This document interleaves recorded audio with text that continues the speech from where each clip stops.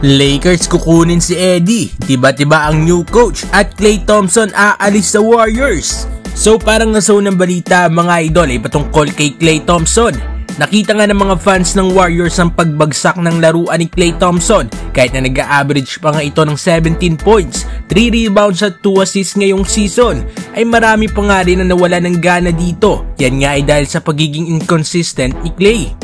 Sa contract extension talks naman ay wala pa nga ring usad dito sa pagitan nga ni Klay at ng Warriors. At mas lalo pang ang pinainit ng ama ni Klay Thompson ang posibilidad nga na pag-alis dito sa Warriors. Aniya ay hindi na nga daw maganda kung babalik pa sa Warriors itong si Klay Thompson. So mukhang hindi na nga natin makikita next season itong si Klay mga idol kasama nga ang Golden State Warriors. Ano masasabi ninyo dito mga idol? Aalis na nga kaya sa Warriors itong si Klay Thompson? At para naman sa sunod na balita ay patungkol sa head coach search ng Los Angeles Lakers. Akala nga ng lahat na lock-in na nga ang Lakers sa maging sunod na head coach ng team, ito nga si JJ Redick. Pero nagulat nga ang lahat ng biglang ibalita ni Adrian Wojnarowski na itong LA Lakers ay nakikipag-usap na sa UConn head coach na itong nga si Dan Hurley. Si Hardy mga idol ay kasalukuyan nga na nasa back-to-back champion at ang sinabing offer nga ng Lakers kay Dan Hurley ay ang 8 years $100 million deal. Dito pa nga lang mga idol ay makita nga na natin na talagang seryoso ang Lakers sa makuha nga ang coach na ito. Isa nga rin itong si LeBron sa humanga sa coaching style ni Hardy na siyang impressive naman talaga.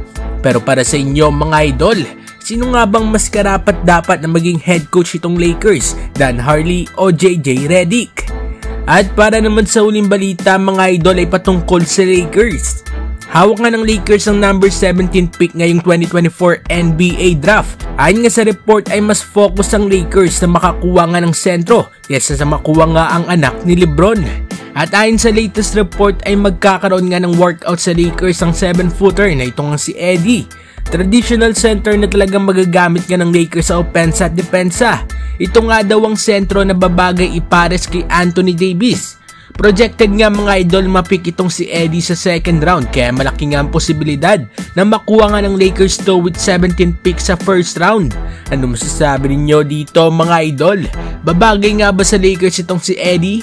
Mag-komenta sa baba at ating babasahin yan. Huwag kakalimutan na mag-like at subscribe para sa iba pang balitang NBA. Maraming salamat po.